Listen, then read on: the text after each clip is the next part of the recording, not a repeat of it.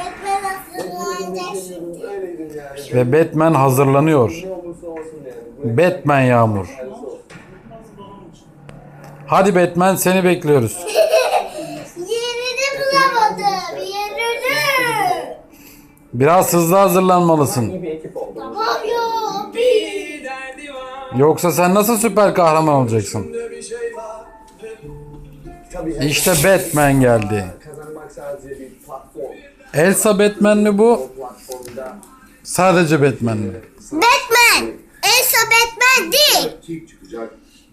Düz Batman.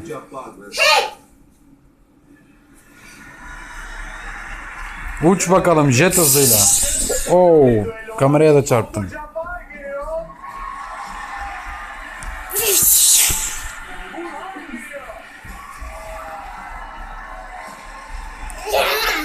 Bir de şuradaki tünelden geçerek gel.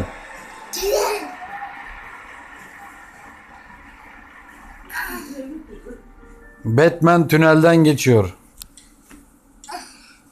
Ya. Geldim. Hoş geldin. Şimdi insanları nasıl kurtaracağım Batman? Uçarak.